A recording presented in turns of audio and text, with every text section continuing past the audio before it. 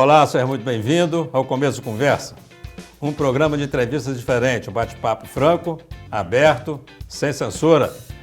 Este ano teremos, mais uma vez, a missão de escolher nossos representantes no Poder Legislativo Federal.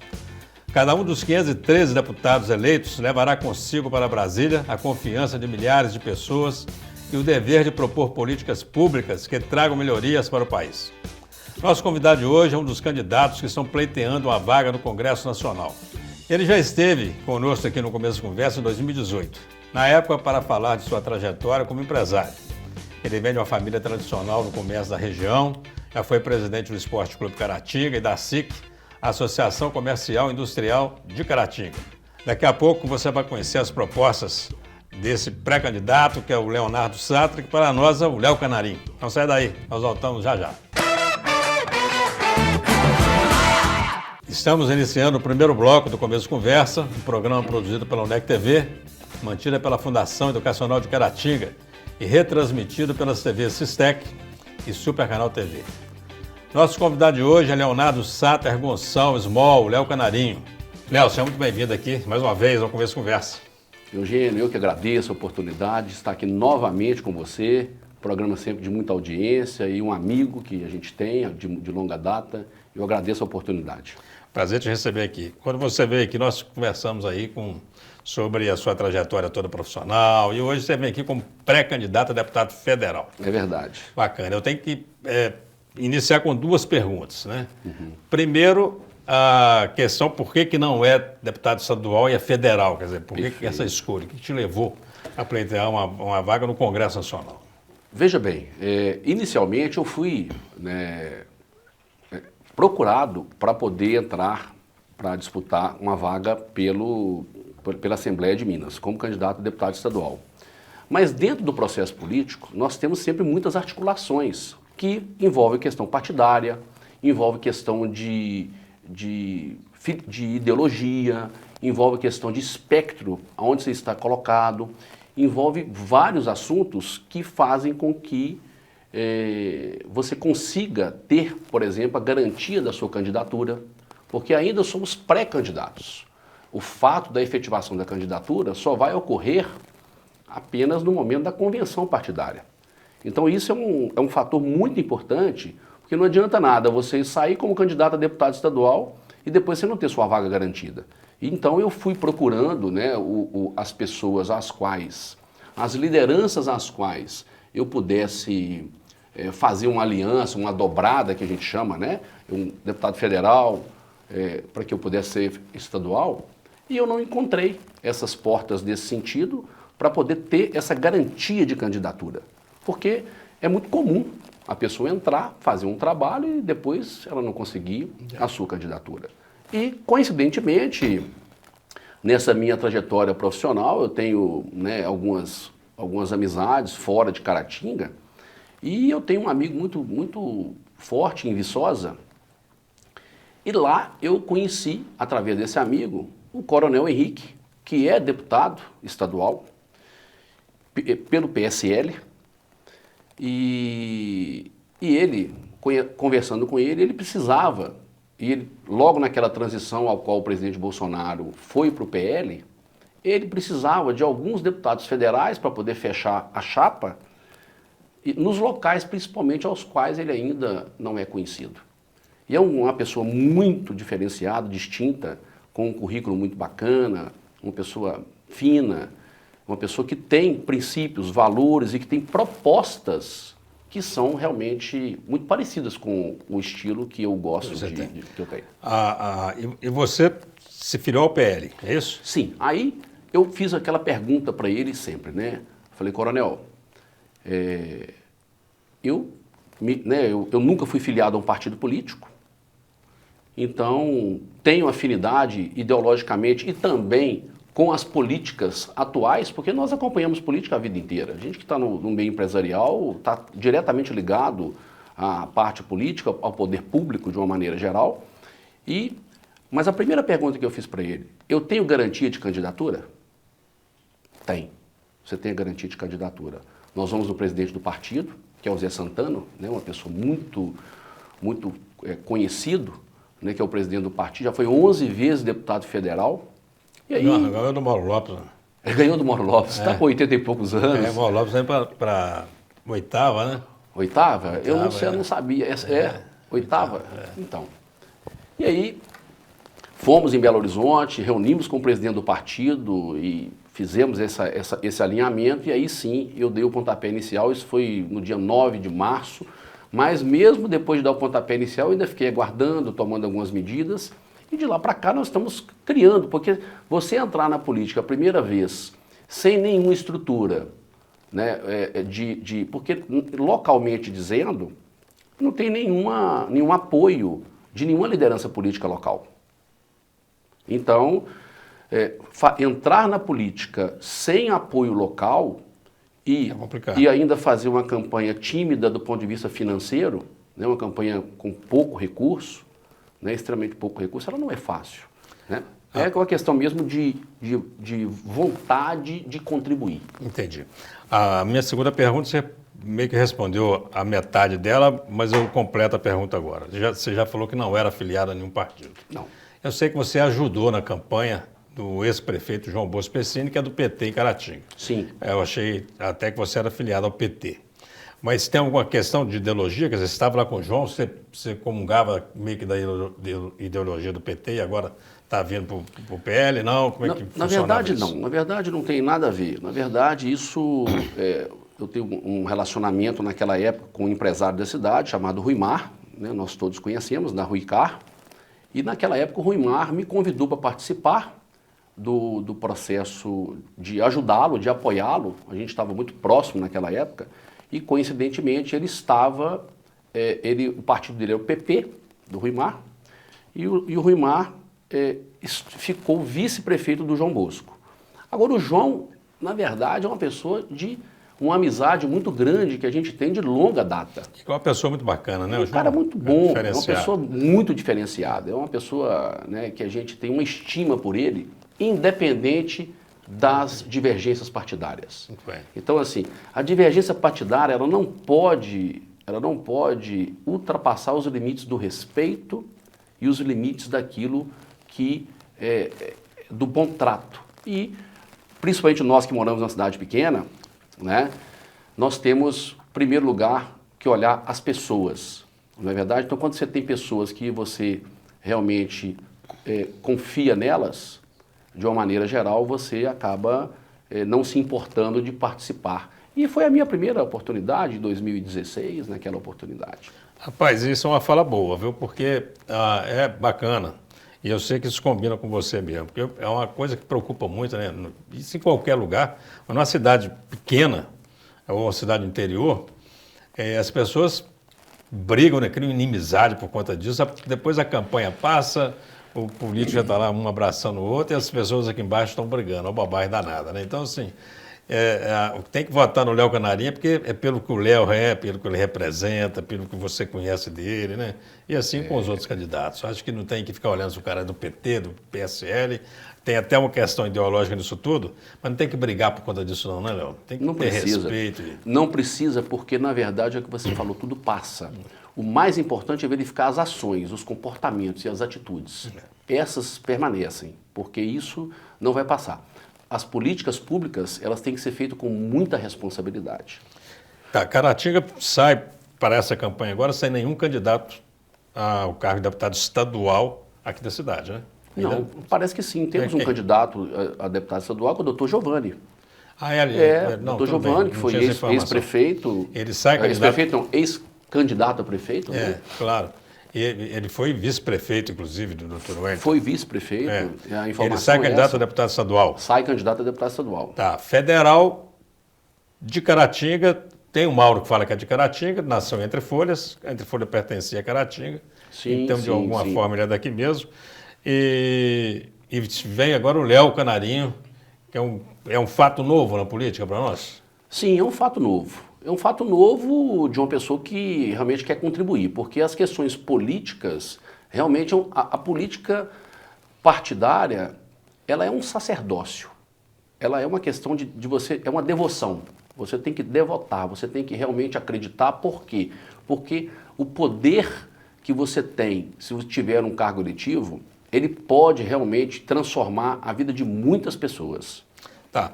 O Léo Canarinho, que todo mundo conhece, é o Léo Canarinho empresário, que até ajudou na campanha do João, mas que nunca foi político, não quis se candidatar a nada, vai se candidatar a primeira vez, né? O que te motiva realmente a entrar na política agora? Servir pessoas, servir. Essa é a motivação maior, porque a vida nossa é muito breve aqui. E a gente tem que pegar e contribuir em tudo aquilo que a gente acredita que pode fazer a diferença na vida das pessoas. Por quê? A questão de vida propriamente pessoal, ao longo do tempo a gente vai fazendo nas nossas vidas, né? Vai família, forma-se, né? Faz faculdade, tem a sua profissão, tem o seu dinheiro, adquire as suas coisas, casamento, filhos, e a vida vai passando. Então, assim, é muito importante que cada um ouça aquilo que, né, a voz daquilo que ele sente que acha que pode contribuir. E eu creio que a política, ela é um instrumento muito importante e que todos deveriam, né, pessoas, realmente se colocar à disposição, porque é do processo democrático, é da nossa própria democracia nós estarmos se dispondo. Agora, poucos têm a coragem de fazê-lo. Eu te falar isso, que é essencialmente um ato de coragem. O nosso bloco, infelizmente, terminou ao fim os 10 minutos, a conversa passou rapidinho. Vamos fazer um rápido intervalo, eu quero voltar para o segundo bloco, falando um pouco do episódio Sudene, e quero falar de que forma o Léo Canarinho entende que vai poder contribuir ocupando a cadeira no Congresso Nacional. Não sai daí, conversa interessantíssima com o pré-candidato a deputado federal, o nosso Léo Canarinho. Nós voltamos já já. De volta com o Começo de Conversa, hoje recebendo o empresário, candidato a deputado federal, Léo Canarinho. Léo, Sudene, eu tive a oportunidade aqui de entrevistar o deputado Eros Biondini, o deputado Mauro Lopes, e com os dois eu tratei do assunto da Sudene. Então tem explicação de todo jeito, mas o que interessa ao final mesmo é que nós estamos fora da Sudene, Caratinga está fora da Sudene. Como é que você vê esse processo todo? Bom, para o empresariado, como um todo e para a cidade, é uma perda muito grande, porque a Sudene ela tem benefícios fiscais, benefícios diversos, né, que poderiam aí alavancar bastante a nossa cidade.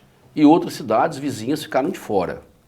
E isso realmente é uma perda que a cidade vai ver isso com o tempo, né? Não é tão imediato. Mas é recurso que deixa de chegar. É um recurso que deixa de chegar porque existe realmente um subsidiamento para essas cidades que estão na Sudene, né? E principalmente em termos de captação de recursos. Por exemplo, um grupo de empresários amigos meus, por exemplo, estão fazendo um consórcio de energia fotovoltaica de um empreendimento de 4,5 milhões de reais. E a taxa da Sudene é 4,75 ao ano. E se pagar em dia o financiamento, tem 15% de desconto, volta para 4%, 4,15% ao ano. Uma taxa que hoje é 1/3 do que tem no mercado. Até a facilidade de investimento privado aumenta, né? Impressionante. Então, exponencialmente, porque isso tem tudo a ver. Tá tudo ligado, nós representantes comeram mosca? Creio que sim, né? Eu creio que nós fomos... alguma coisa aconteceu, né? Que negligenciados, né? Ou seja, devia ter sido um pouco mais bem observado, né, a relação de municípios que estariam contidos nessa nova PEC, né, nessa nova proposta de emenda constitucional que incluiu os municípios aqui do Vale do Rio Doce, Teoflotone, Governador Valadares e esses municípios em volta dessas regiões, dessas cidades, né? E Caratinga, como uma cidade polo, não poderia ter ficado de fora. Isso, na verdade, é um consenso do mundo empresarial. Isso, todos os empresários e toda a cidade como um todo, observadores políticos, né, eles têm realmente analisado isso com muita preocupação. A Caratinga região tem alguns deputados que pretensamente a representam, né? Sim. E nós temos aqui Mauro Lopes, temos o Eros Biondini, temos o Diniz, Hercílio Diniz, e Léo Canarinho se propõe nessa pré-candidatura e, pelo que estou vendo, com interesse mesmo em levar adiante esse projeto, de se tornar mesmo um congressista. E o que o Léo propõe aí como representante dessa região lá no Congresso? Várias coisas, né? A gente sabe que o objetivo de um deputado federal, é justamente propor projetos, fiscalizar as ações do executivo, representar os interesses da nação como um todo, aprovando as reformas e tudo aquilo que for bom para o país. A minha proposta principal é uma proposta, nós vamos trabalhar em todas as áreas, mas especialmente o objetivo com a nossa região é trazer algo de substancial para cá que vá realmente impactar a nossa cidade.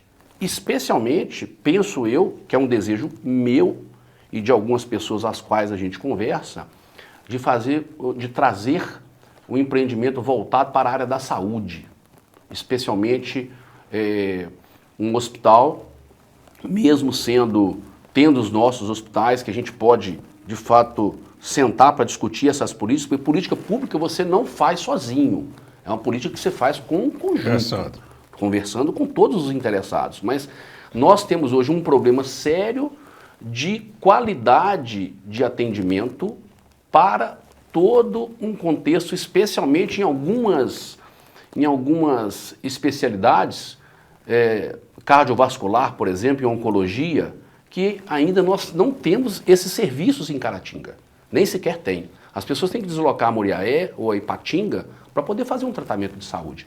Isso é muito ruim. Para quem tem recurso para fazer é tranquilo, mesmo para quem não tem. Mesmo para quem tem não é tranquilo não, porque deixar a sua casa para você poder ir para um hotel, ir para um local fora, já fragilizado emocionalmente, com um problema de uma enfermidade severa, é muito complicado. E especialmente na área cardiovascular, que a gente não tem. Eu falo um centro de referência, Eugênio. Uhum. Eu não digo fazer apenas um atendimento, não. Porque atendimento nós temos aqui. Temos os primeiros atendimentos, temos bons profissionais. Nós temos todo o ambiente necessário para que isso possa acontecer. Você fala, temos aqui, por exemplo, um centro de referência como Muriaé, na região do câncer. Perfeito. E como o Cazu no Covid. Perfeito, então, perfeito. Esse é o caminho. Esse é um dos projetos. E as pessoas que estão hoje na área da saúde, a exemplo do Cazu, a exemplo da Casa de Saúde, a exemplo do hospital, serão pessoas que darão essa contribuição de opinião nesse projeto. Então, isso é um dos projetos. Projetos em segurança pública, né? Projetos que vão realmente trazer Caratinga de volta para um cenário que ela teve no passado. Nós temos que ter, no passado que eu digo, década de 70. Caratinga, e tal, assim, né? Fala muito Caratinga teve, né? Porque coisa complicada, né, pai? Eu estava conversando recentemente com um juiz e a gente falando sobre o juizado de pequenas causas, por exemplo. Em nível federal, por exemplo, nós não temos. A Manhuaçu tem. Então, assim, tem um monte de coisa que aqui não tem, Manhuaçu tem. É um troço danado, assim. Você fica olhando, Caratinga não tem, Manhuaçu tem. Não estou achando ruim de Manhuaçu ter, não. Claro, claro. Mas Caratinga tem de ter algumas coisas também. Nós perdemos muito, né? Sim, Eugênio. Esse é o maior problema da falta de representatividade. Né? Nós temos problema com a Emater, nós temos problema com o regional da CEMIG, que nós não temos mais. Nós temos uma série de questões e a gente ainda fica correndo o risco de perder as que tem. Por quê? Manhuaçu tem deputado, tem representante. Valadares tem representantes. Ipatinga tem representantes, que são cidades maiores, polos e vizinhas nossas. E Caratinga não tem representantes. Então nós temos que clamar a sociedade e mexer com as pessoas para que elas possam, de fato, acreditar num projeto que possa vir a dar certo. E ter um deputado, não só questão de ser nascido na cidade, mas de morar na cidade. É diferente. Você encontrar comigo ali, pô, Léo, você está aqui no supermercado, rapaz, você está na academia, nós estamos ali junto na praça, vou ir na sua casa, o que você está arrumando aí? E está acompanhando os problemas da cidade. Acompanhando também, os problemas, a gente sabe que não é fácil. A gente sabe que essa é uma empreitada difícil, Mas é uma empreitada que a gente tem que dar um passo. Não tem vitória sem grande sacrifício. Não tem grande vitória sem grande sacrifício. Eu quero até aproveitar, ainda nesse tema, mas aproveitar uma ação recente do governo Romeu Zema, que foi com a questão do Trilha. O Trilha é um projeto educacional e que ele oferece o curso para o aluno e junto com isso uma bolsa de R$400. E a quantidade de alunos, né, que recorreram ao programa, é uma quantidade muito maior do que o número de vagas que tinha. Isso demonstrando claramente que o número de desempregado é muito grande, porque esse aluno que está indo para fazer um curso de dia para receber R$400 é porque não está trabalhando. Então eu quero chegar nesse ponto agora, como deputado federal, que o Caratinga precisa trazer uma indústria qualquer para cá, precisa abrir postos de trabalho, quer dizer, o número de jovens desempregados é muito grande. Mas vamos analisar claramente fatos. Quando se vai trazer uma indústria de porte para cá, que é o que a gente sempre fala, gente, nós precisamos fazer um polo industrial. E sim, e temos que fazer. É importante fazer. Mas nós temos que compreender que aquele empresário, aquela indústria, aquele empreendedor que vai colocar a sede da indústria dele aqui, ele quer saber como é que está toda a estrutura básica da cidade. Então ele vai verificar como é que está o sistema de saúde, ele vai verificar como é que está o sistema educacional para a família dele, para os funcionários dele, ele vai verificar o sistema do lazer, como é que está toda a área da cultura, do lazer da cidade. Tem que preparar a cidade até para receber a indústria. Perfeito, nós temos que preparar a cidade. Ela não tem ainda um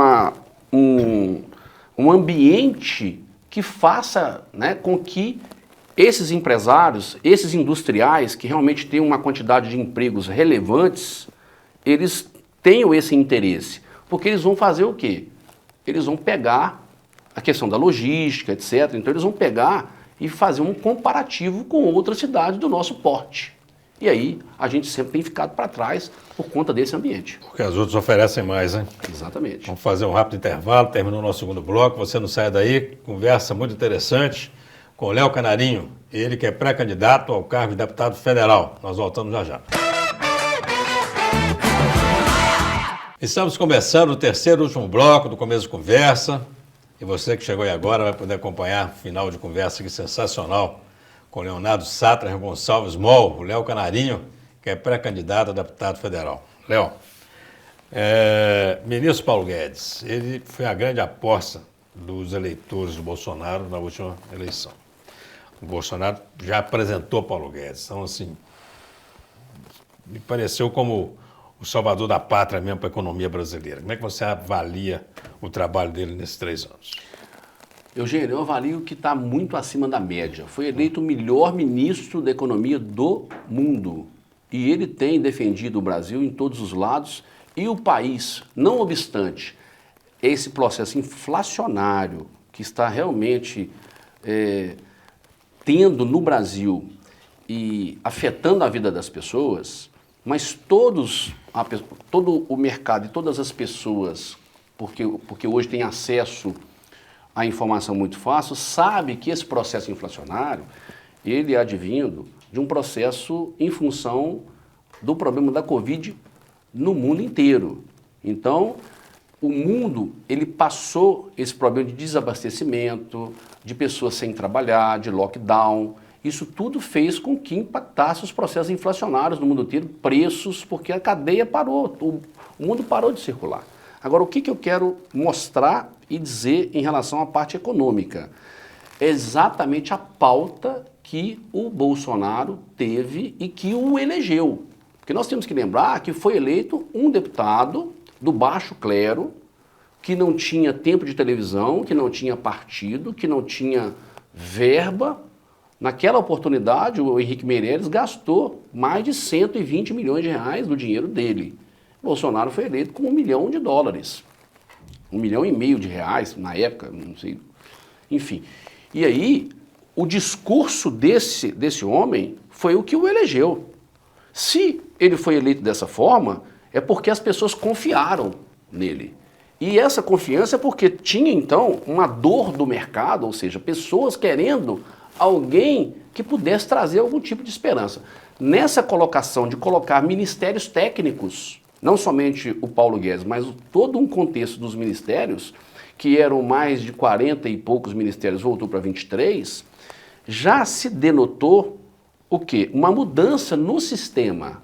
E realmente para mudar, sente dor. Voltando ao Paulo Guedes, em plena pandemia, ano passado, ainda em 2021, no final dela, né, estava acabando de finalizar, o desemprego caiu no Brasil.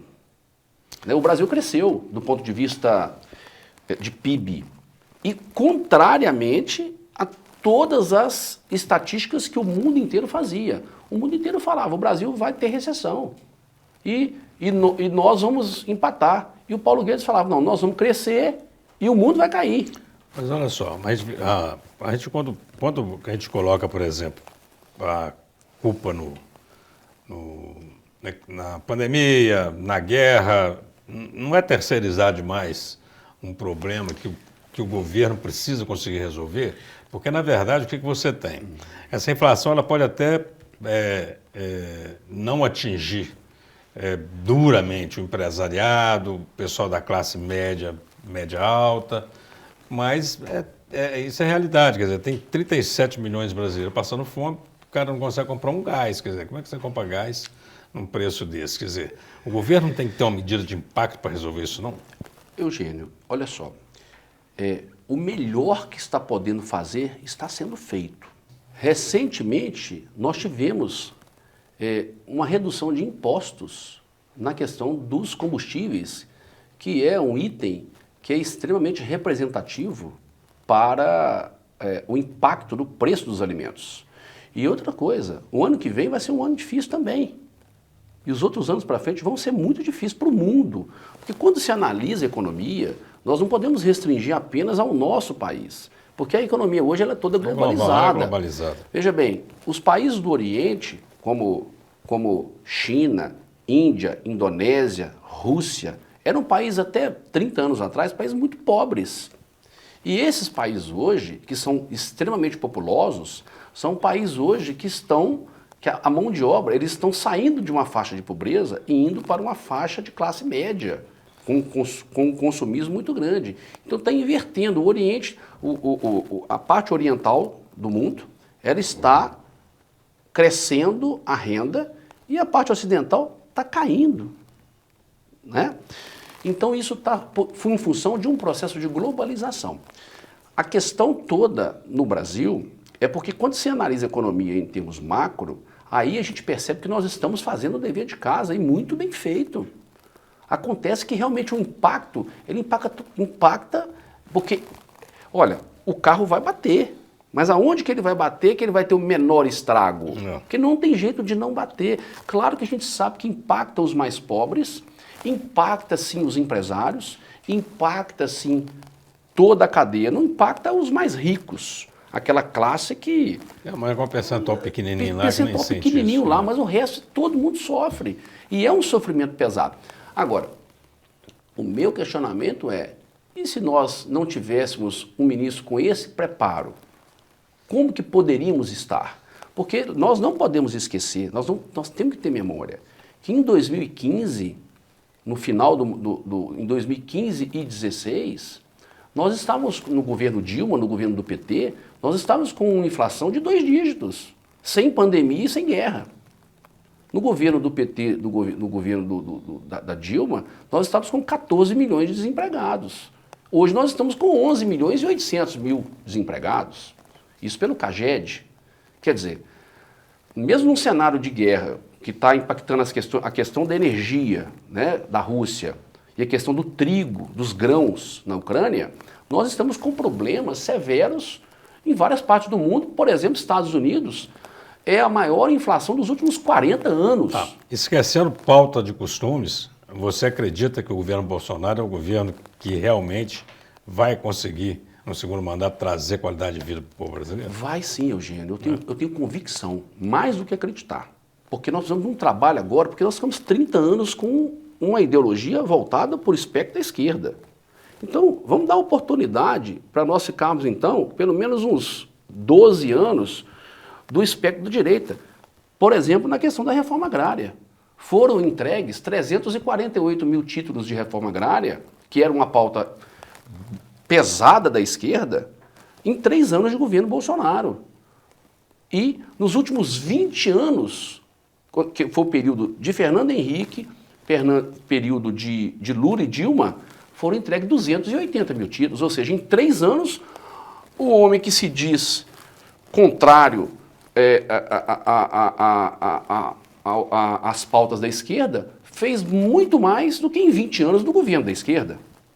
Isso são fatos. Isso não, então eu não estou querendo, eu não estou preocupado se é esquerda ou se é direita, eu estou preocupado se está melhorando a condição de vida do brasileiro. É o que importa. Esse é o que importa. Eu não quero saber se é da direita ou se é da esquerda. Agora, eu não posso deixar de exaltar o que é bom e criticar da maneira adequada aquilo que não é. Léo, nosso tempo, infelizmente, está acabando. Eu, particularmente, queria te dizer isso, porque você, por onde passou, sempre foi muito competente. Não precisa nem falar que você é uma ótima pessoa, porque eu sou seu amigo, então eu só vou falar bem de você mesmo. Mas você foi um excelente presidente da Associação Comercial, um ótimo empresário, um empreendedor, e eu tenho certeza que, se for eleito, será um ótimo deputado. Então, assim, torcendo aqui para que dê certo a sua candidatura e que dê certo depois o resultado das urnas. Você tem aí 1 minuto para suas considerações finais, vai se dirigir a essa câmera aqui e deixar um recado aí para os internautas e para os telespectadores. Quero, em primeiro lugar, antes de mais nada, agradecer essa oportunidade de estar aqui no programa Começo de Conversa, novamente com você. Dizer para todos os internautas, para todas as pessoas que estão nos assistindo nas televisões, que nós precisamos de fazer algo novo. Só há transformação quando há um jeito novo de se fazer. E é com esse espírito que eu estou ingressando na política para buscar trazer novas formas para melhorar a nossa comunidade e principalmente a nossa região e o nosso país. Léo, obrigado, amigo. Bom demais te receber aqui. Obrigado a você, meu irmão. Eu começo a conversa aqui sempre à sua disposição. Muito agradecido mesmo por você ter prontamente me dado a oportunidade. Fiquei muito feliz. Um grande prazer. E estamos aí, estamos juntos. Estamos caminhando para o final do Começo de Conversa. A você que nos acompanha, obrigado pela audiência. E até o próximo programa, se Deus quiser.